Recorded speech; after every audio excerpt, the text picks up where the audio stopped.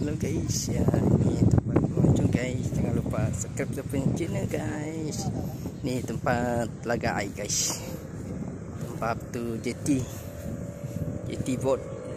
Itu ada boat guys. Guys, mantap guys.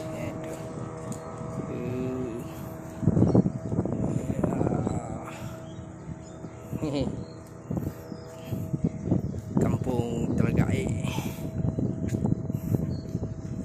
Ini tempat orang melancong guys. Tempat melancong. Tapi sungai guys.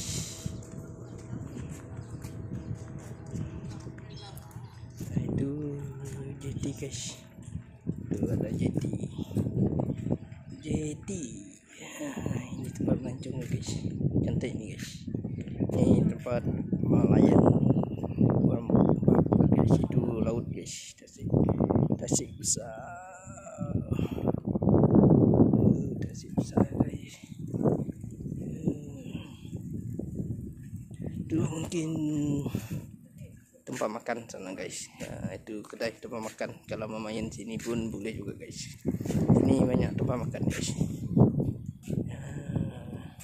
Itu tepi sini ada tempat makan juga guys ya. Telaga Air guys.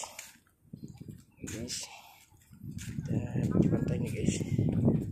Ini mantap guys. Jernih air dah. Tu banyak guys tempat makan sini guys. Itu pondok guys. Taman guys. Kalau petang bagus guys. Tempat makan. Tu ada orang kerja juga guys. Ada bekerja. Tu kerja mungkin tak tahu kita. Guys. Kamu orang kerja buat apa sini? Hello guys. Buat apa? Kami orang mau cari origin. Sabe. Iya.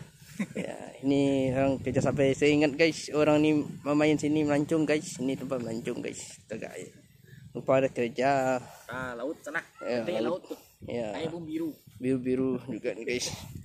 Tu ada kedai guys. Ni ada tempat makan nih guys. Mau beli tujuh pisang ke guys. Banyak ini guys. Sebelah sana ada tujuh pisang guys.